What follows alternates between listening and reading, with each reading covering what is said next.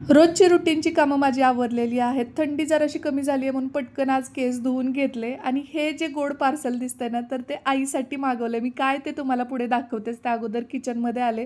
बटाटे वगैरे अगोदरच मी उकडत घातले होते. तर मस्त अशी बटाट्याची भाजी केलेली आहे, रस्सा भाजी आणि त्यासोबत असणार आहे पुरी. बरं, माझ्या अंघोळीच्या अगोदरच सविताताईंनी येऊन झाडू पोछा वगैरे करून गेलेल्या होत्या. तरीसुद्धा हा सगळा असा पसारा पडलेला आहे आणि हे दिवसभरात 3दा 4दा तरी होतंच. त्यातल्या 2 वेळा तरी मला हे सगळं स्वच्छ आवरून झाडून घेऊन मगच बाकीच्या कामाला लागावं लागतं, नाहीतर ती काही ना काही वेचून तोंडात घालत असते. मग काही कपडे वगैरे धुवून झाले होते तर म्हटलं लगेच वाळत घालते आणि आता थंडीमुळे तसेही कपडे जास्त वाळत नाहीत लवकर. आणि हा जो ड्रेस आहे ना, शांभवीचा फ्रॉक, तो वापरात काढणार आहे मी, नंतर तो येणार नाही. पर्यंत तिचे बाबा पण आले होते ड्युटीवरून. मग काय बाबांच्या कडेवर बसून बाहेरच्या गमती जमती बघायला सुरू होतं आणि येताना नारळ पाणी घेऊन आलेत ते सगळ्यांच्यासाठीच. तर शांभवीला ते आईने आता पाजवणार आहे. तोपर्यंत मी इकडे दाखवते तुम्हाला.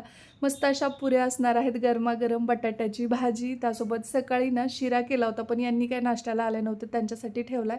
आणि त्यानंतर भात. अशा पद्धतीने जेवण असणार आहे आणि मी जेवायला बसले की शांभवीची लुडबुड ही सुरूच असते नेहमीसारखी. आणि हो, या बापलेकांना तर खूप आवडली पुरी भाजी. आणि त्यानंतर आलेलं पार्सल श्रीने ओपन केलंय, तर ते आता आजीला दाखवतोय. तो मागच्या काही दिवसांपासून मी नोटीस करते आई बोटावरती जाप करते, तिची माळ तुटलेली, तर त्यासाठी म्हटलं की हे मागूया आपण आणि श्री कसं वापरायचं ते आजीला शिकवतो आहे. तर खूप आनंद होतो जेव्हा मुलं ह्या सगळ्या गोष्टी करतात आणि आई तर खूप खुश झाली हे गिफ्ट बघून. आणि फायनली आपलं सिल्वर प्ले बटन लागलेलं आहे. म्हणजे खूप दिवसांपासून ते आलंय अगोदरच, 2 वर्ष झालं, पण ते ठेवायचं कुठे हा खूप मोठा प्रॉब्लेम होता. तर म्हटलं आपलं घर होईल तेव्हा होईल, तुर्तास इथेच ठेवू. चला भेटूया, बाय.